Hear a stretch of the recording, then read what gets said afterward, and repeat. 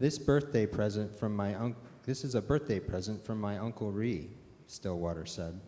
He always gives me presents on his birthday to celebrate the day he was born. I like it so much that I'm staying in it behind my house right now. Stillwater invited Addie to sit with him. You brought me some cake, said Stillwater. That was very nice of you. Is it your birthday? He asked. No, said Addie. It's not mine either, said Stillwater. Let me give you a gift for my uncle's birthday. I will tell you a story. Uncle Ree and the Moon. My Uncle Ree lived alone in a small house up in the hills. He didn't own many things. He lived a simple life. One evening, he discovered he had a visitor. A robber had broken into the house and was rummaging through my uncle's few belongings. The robber didn't notice Uncle Ree, and when my uncle said, "Hello," the robber was so startled he almost fell down. My uncle smiled at the robber and shook his hand. "Welcome, welcome. How nice of you to visit." The robber opened up his mouth to speak, but he couldn't think of anything to say. Because Uncle Ree never lets anyone leave empty-handed, he looked around the tiny hut for a gift for the robber, but there was nothing to give. The robber began to back towards the door. He wanted to leave. At last, Uncle Ree knew what to do. He took off his only robe, which was old and tattered. "Here," he said, "please take this."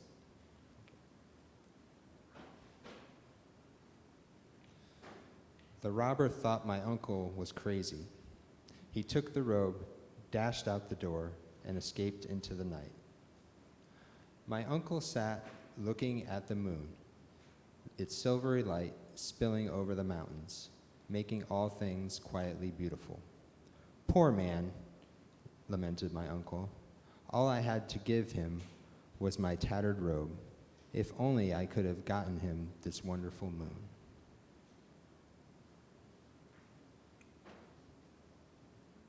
Your uncle sounds nice, said Addie. I don't think I could have given away my only robe.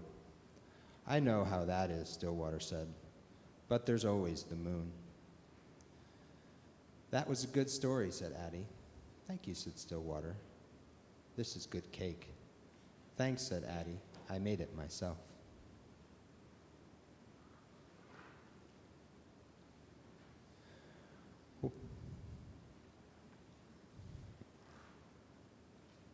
The next day, Michael went to see Stillwater. Here I am, Stillwater called from a tree. Can I come up? Asked Michael. If you are careful, said Stillwater.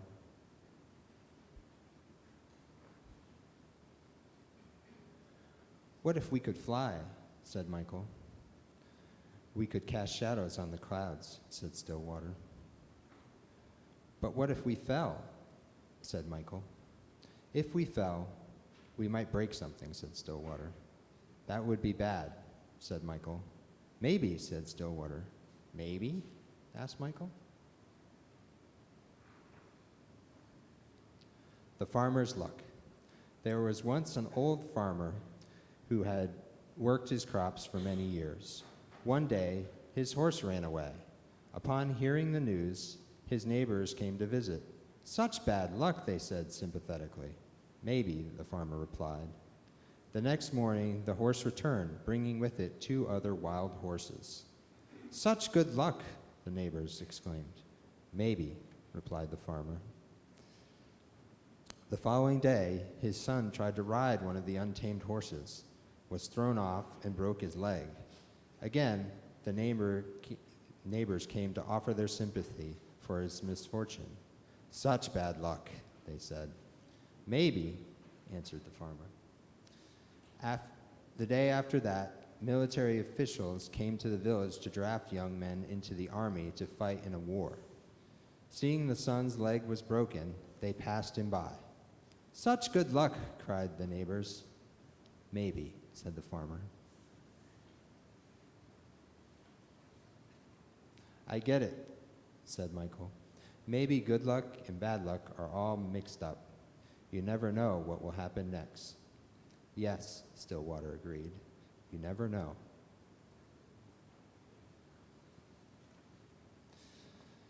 The day after that, Carl went to visit Stillwater. Michael and I couldn't bring over our stuff to go swimming. I'm mad at Michael. He's always telling me what to do. So I brought everything. Said Stillwater. It's a little pool. I don't know if all those things will fit. Let's see, said Carl. Let's see, said Stillwater. Stillwater looked at the pool. The things can go swimming, but we can't, he said. I brought too much stuff, said Carl. That's okay, said Stillwater. I'll help you carry it home later.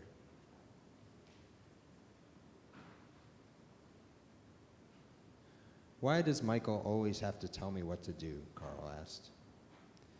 If he were here, I would climb up really high and I would jump on him like this. I'd do a big smash like this.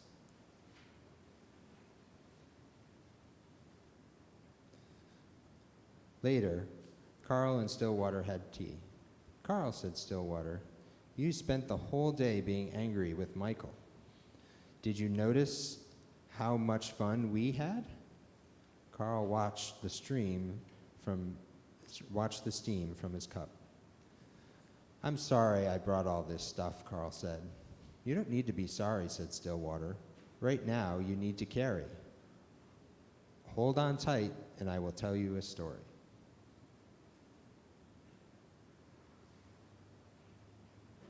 A heavy load. 2 traveling monks reached a town where there was a young woman waiting to step out of her sedan chair. The rains made deep puddles, and she couldn't step across without spoiling her silken robes. She stood there looking very cross and impatient. She was scolding her attendants. They had nowhere to place the packages they held for her, so they couldn't help her across the puddle. The younger monk noticed the woman and did nothing and walked by. The older monk picked her up, put her on his back, and transported her across the water and put her down on the other side. She didn't thank the older monk, just shoved him out of the way and departed.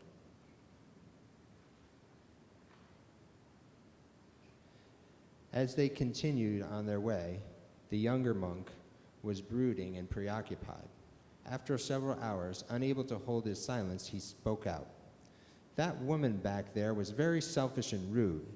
You picked her up on your back and carried her. Then she didn't even thank you. The older monk said, I set that woman down hours ago. Why are you still carrying her?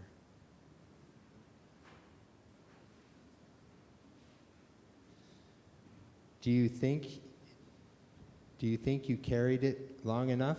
Asked Stillwater. Yes, said Carl. Good, said Stillwater.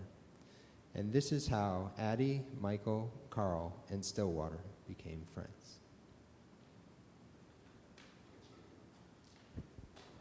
Thank you, everyone.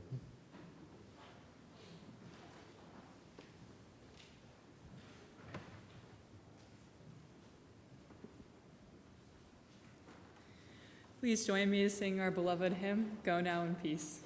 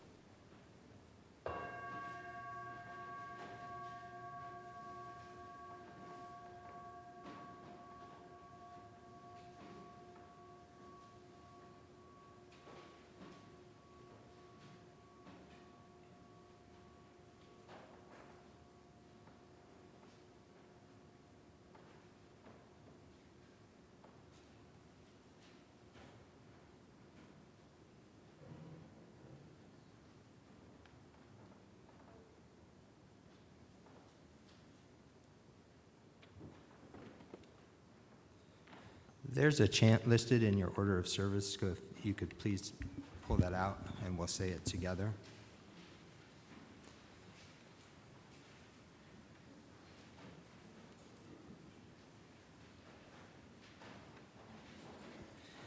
In gratitude, we offer this incense to all Buddhas and Bodhisattvas throughout space and time.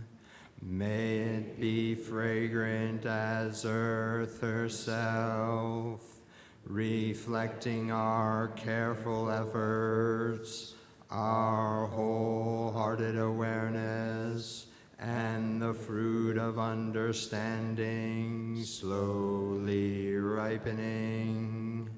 May we and all beings be companions of Buddhas and Bodhisattvas. May we awaken from forgetfulness and realize our true home.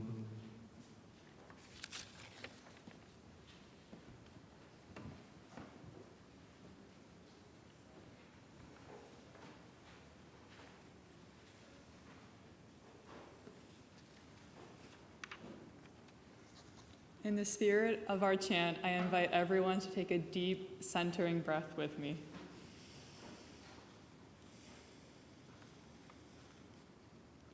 I invite you to send celebratory thoughts along with me to Paul Herr, Jean Herr Reiser's father, who is celebrating his 95th birthday this weekend with friends and family. I also ask that you join me in keeping our own Bob Markowski in your thoughts and sending him thoughts of peace and comfort in this challenging time for him and his family. I also ask you to keep those suffering from the terrorist attacks in El Paso and Dayton in our thoughts and prayers as we contemplate what we can do to stop the gun violence in our country. As we celebrate the life of author Toni Morrison this week, let us also meditate on her hopeful belief that we are all called to use our freedom to empower those around us.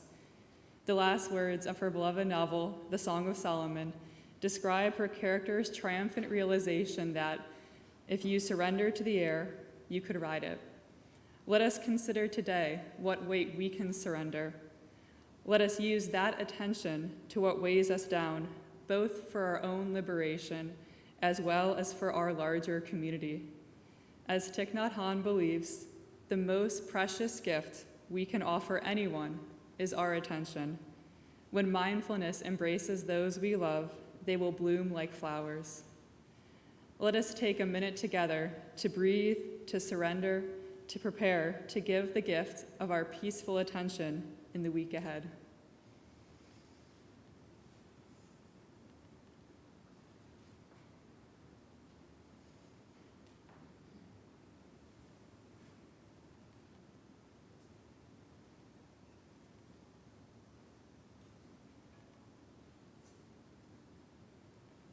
Thank you. I now invite you to come forward to participate in our ceremony of stones of joys and concerns.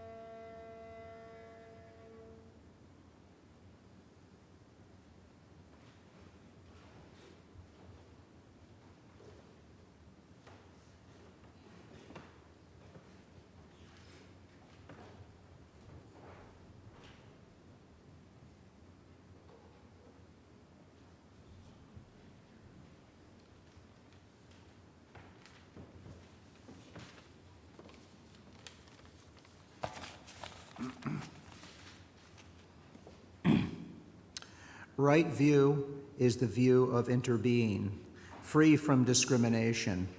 And thanks to the insight of interbeing, there is right thinking. Right thinking is thinking without discrimination. When you produce a thought in alignment with right thinking, that thought is full of understanding and compassion. It has the power to heal you and to heal the world. Then with right view, with the insight of interbeing, you can also practice right speech. Whatever you say or whatever you write down, be it an email, article, or a poem, can reflect the spirit of non-discrimination. That is, what you say and write is free from division, fear, hate. It is full of compassion and understanding. You can heal yourself and the world just by right speech. Then right action is what you do with your body. If you're without discrimination, without fear, everything you do can help the planet.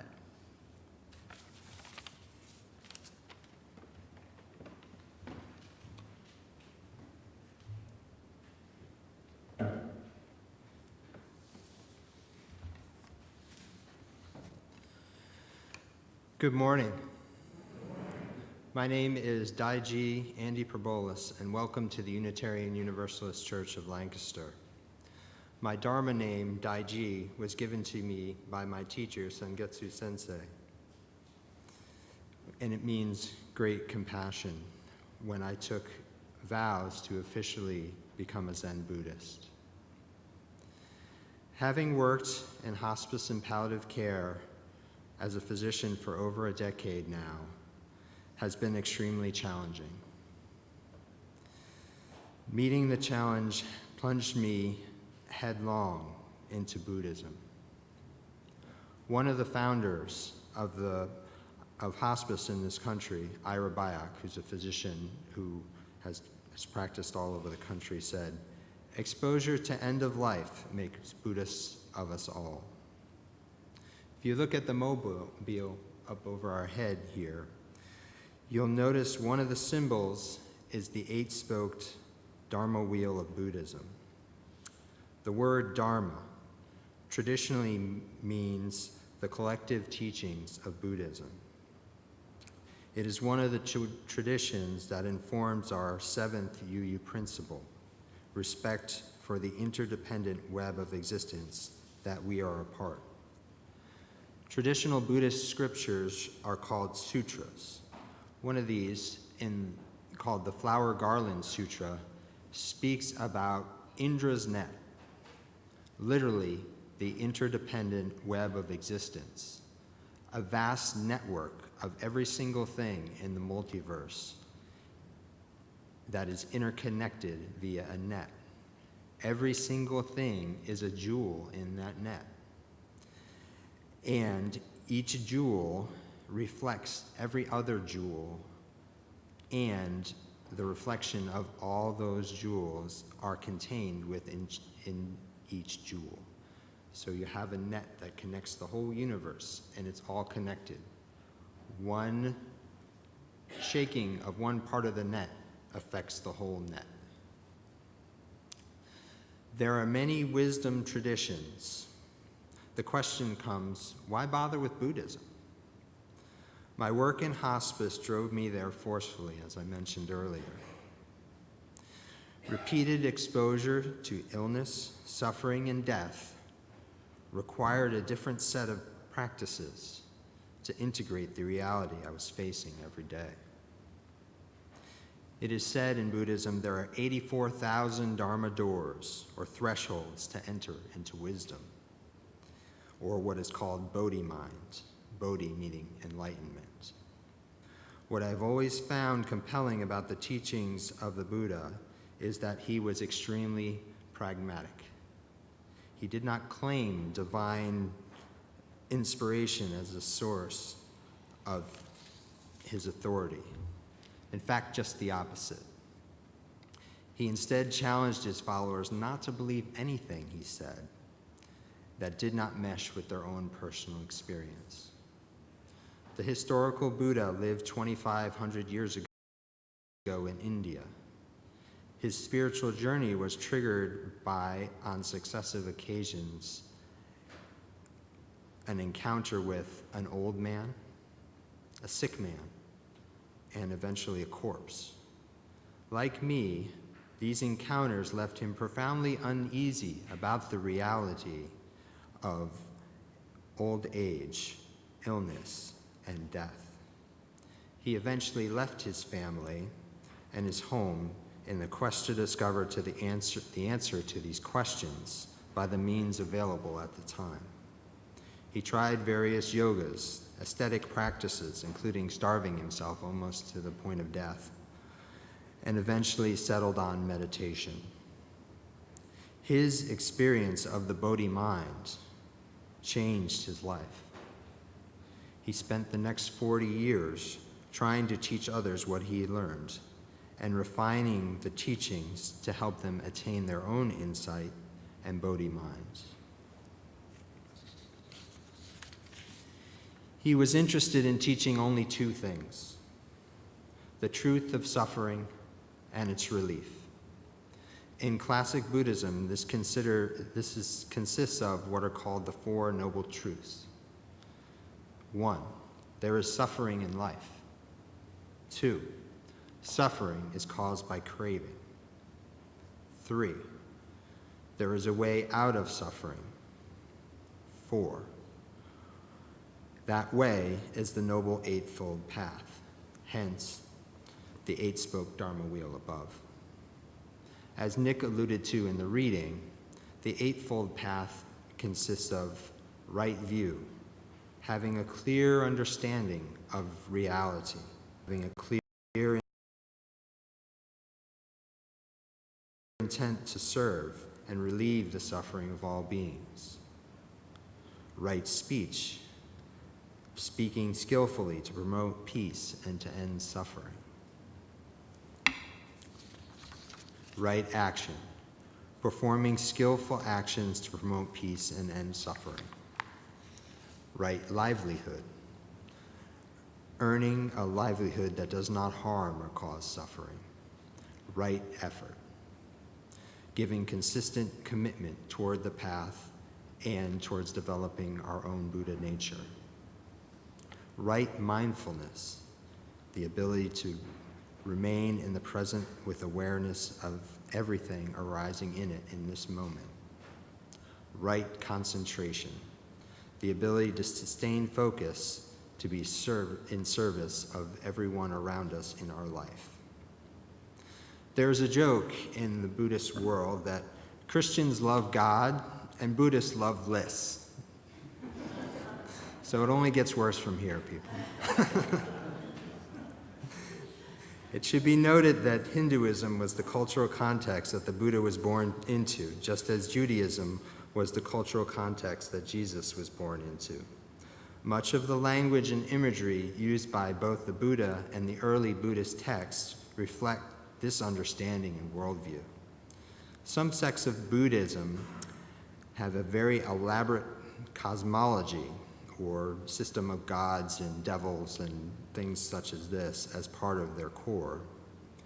Interestingly enough, the historical Buddha was not particularly interested in eschatology, which is the end of times or the ultimate destiny of humans, or talking about what happens after death. He was embedded in a culture that believed in reincarnation, so he did not kind of refute that, but he wasn't really interested in engaging with it much either.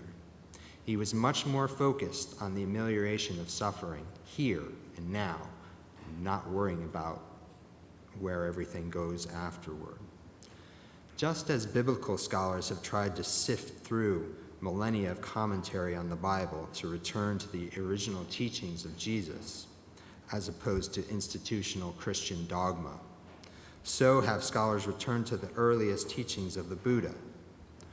One of the scholars is Stephen Batchelor, a Western teacher who is trained both in the Tibetan tradition of Buddhism and in Son, or Korean, rigid and dogmatic. He remains committed to writing about his experience with Buddhist ideas and reinterpreting them for the modern world.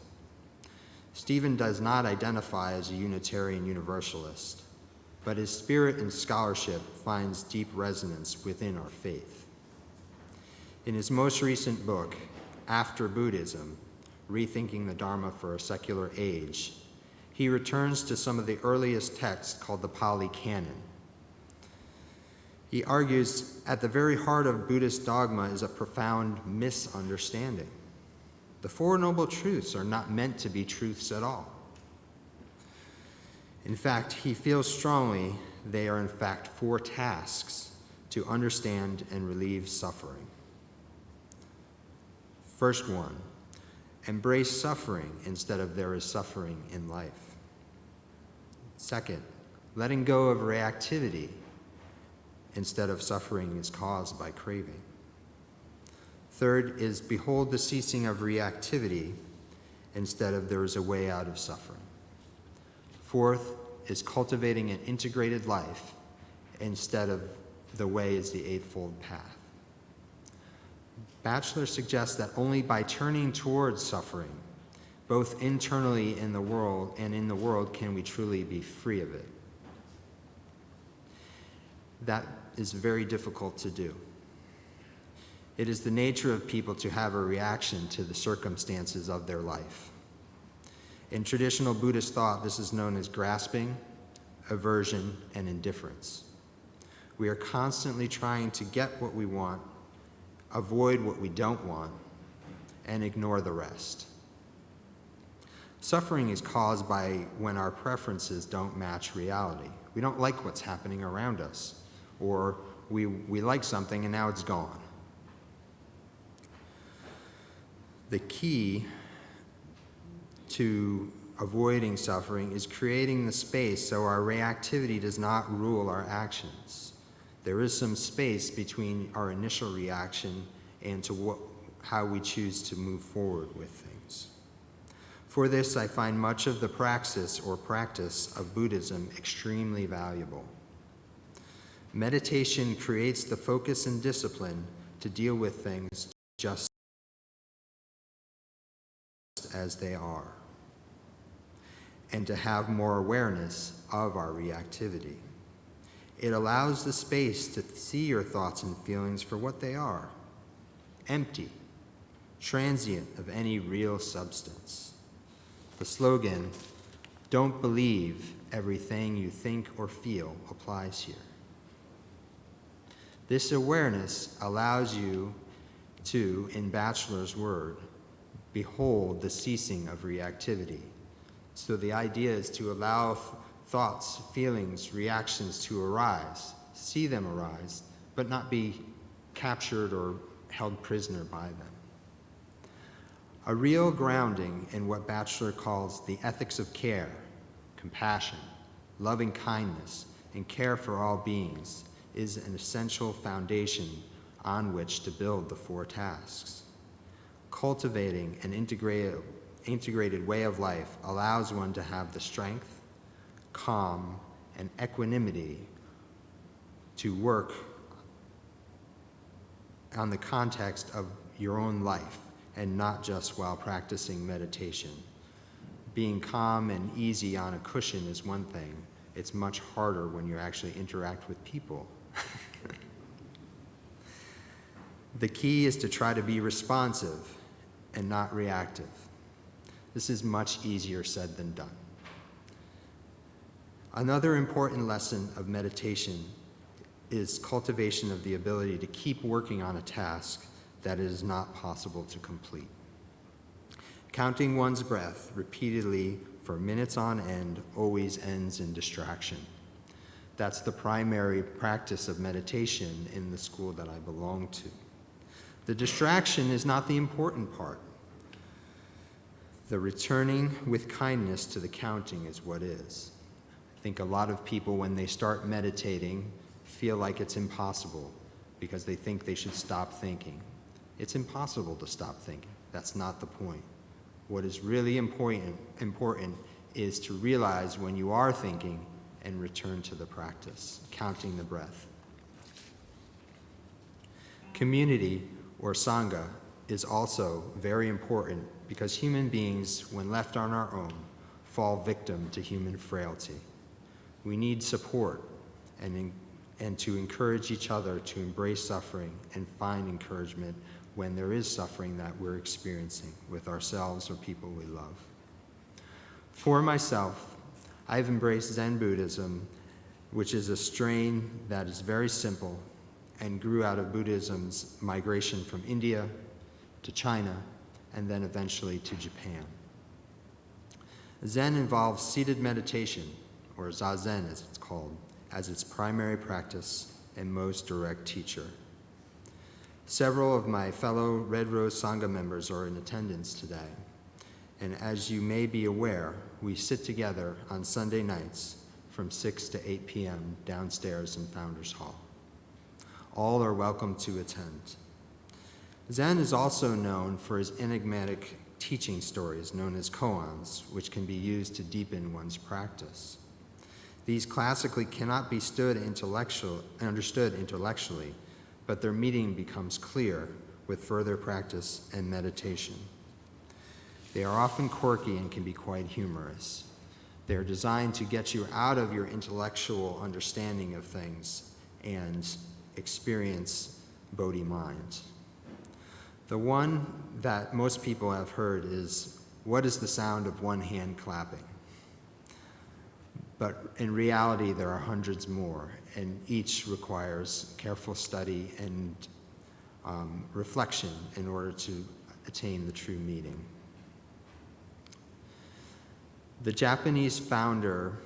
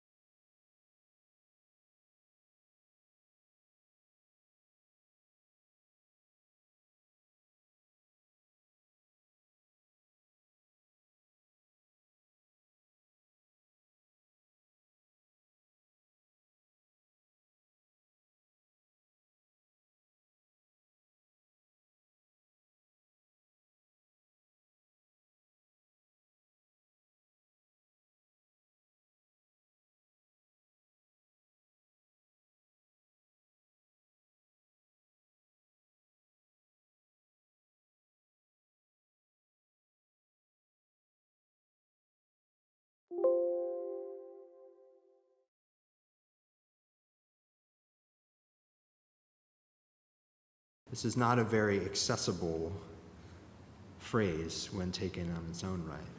It's only with practice that it becomes more clear.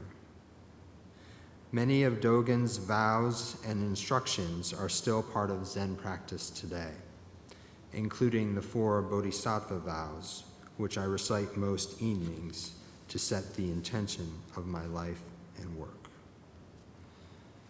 Though the many beings are beyond number, I vow to save them.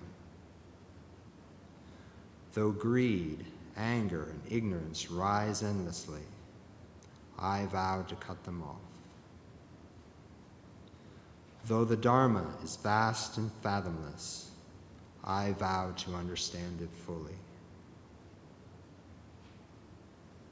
Though the Buddha way is beyond attainment, I vow to embody it fully.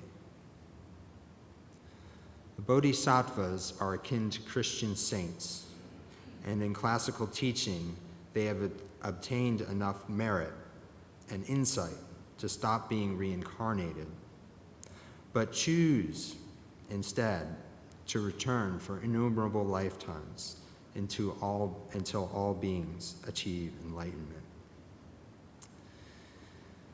This powerful archetype inspires Buddhists around the world, myself included. At their face, the vows seem paradoxical and worded so as to be impossible. But through the lens of practice, they become an important grounding as one endeavors to cultivate an integrated way of life, as noted by Stephen Batchelor. Buddhism and Hinduism place a strong emphasis on impermanence. As noted by Dogen, Your body is like a dewdrop on the morning grass. Your life is as brief as a flash of lightning. Momentary and vain, it is lost in a moment. A profound Buddhist practice is the contemplation of impermanence and death. An example of this are the 5 remembrances that also are part of my personal practice at night. I am subject to aging. Aging is unavoidable. I am subject to illness. Illness is unavoidable. I am subject to death. Death is unavoidable. I will be separated and parted from everyone and everything dear to me. Whatever I do, for good or ill, that will I reap. This can be difficult. It's a difficult practice to sit with, the reality of illness and death. But it helps me to consider my own impermanence as part of this life and experience. The great matter of birth and death forces us to re-examine our priorities and what is truly important. As I mentioned earlier, my greatest teachers have been the patients that I serve. However, many of the lessons they were teaching me, I found I didn't have the vocabulary to express. All this changed when I was exposed to the work of Roshi Joan Halifax at Upaya Zen Center in Santa Fe, New Mexico. Her work with dying patients and their caregivers has allowed her to develop an accessible model to train in being compassionate, regardless of your job or situation. She calls this model the grace model, and it's a mnemonic that helps one prepare for the moment of an encounter with someone who is suffering. Together, we can touch into this right now, in this moment. So I'd invite you to sit up a little straighter, put your feet flat on the floor, and you can either close your eyes or keep your eyes open if that feels more comfortable to you. So the first letter in this mnemonic is G, and it stands for grounding yourself. Feel the support of the seat against your bottom, your legs, and your back, and the support of the ground below your feet. But frequently, we don't pay attention to it. Use that to gather your attention.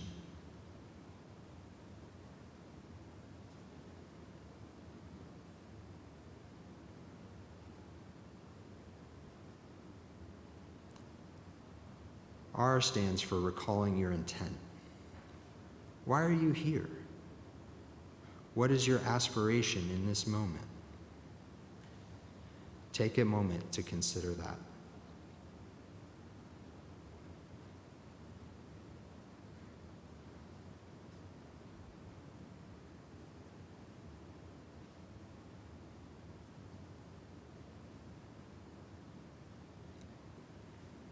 A stands for attune to self and other. In this same moment, take stock of how you're feeling physically, emotionally, and spiritually. If you are agitated, find space within yourself to calm. If you're sleepy, find a way to wake up and be present.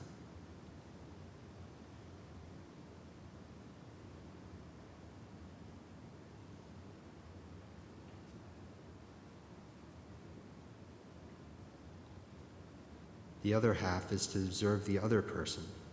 So bring someone into your mind who is suffering. What signals, verbally and non-verbally, are they giving you? What are you noticing in this moment?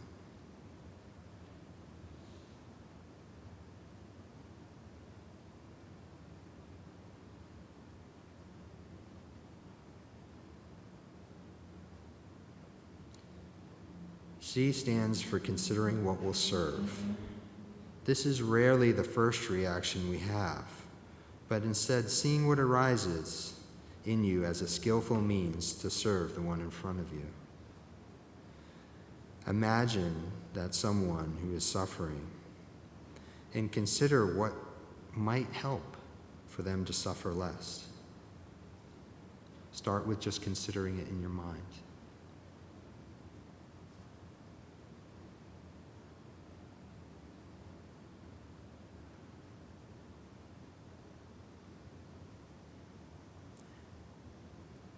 E stands for enacting and ending.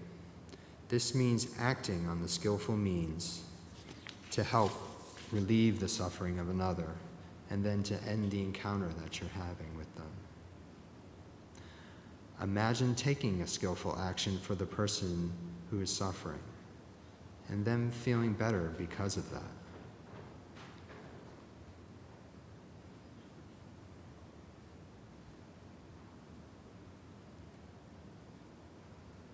And when you are ready, come back to this moment and open your eyes.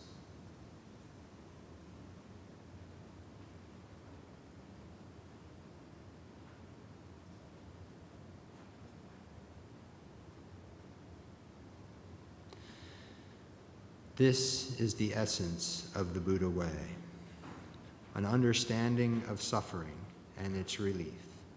May all beings be freed from suffering. Thank you.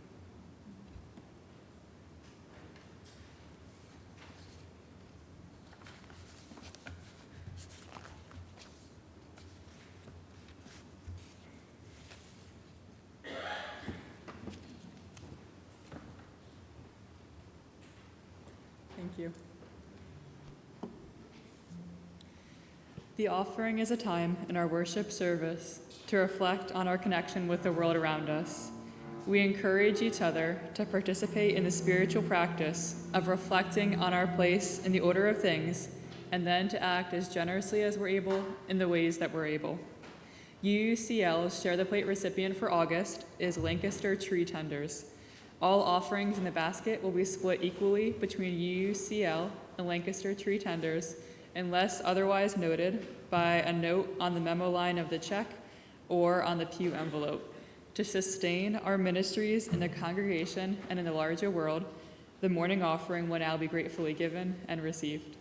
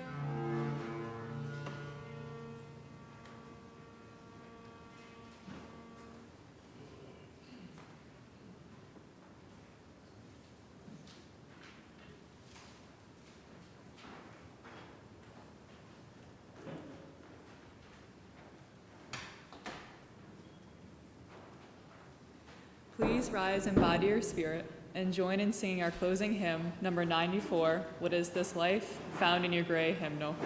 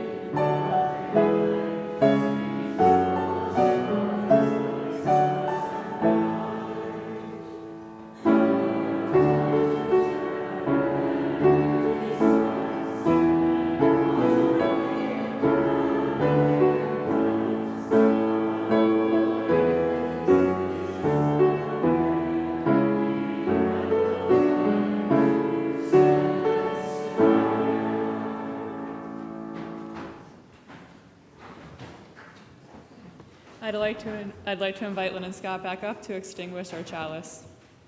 Please join me in reciting the altar's covenant found at the bottom of the inside front cover of your order of service. At the Unitarian Universalist Church of Lancaster,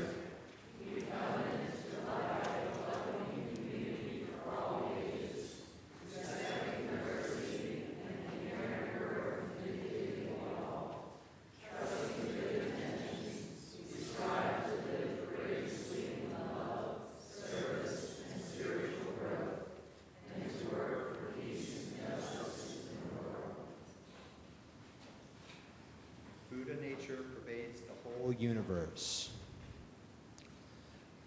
May all beings be free of suffering, all beings throughout space and time.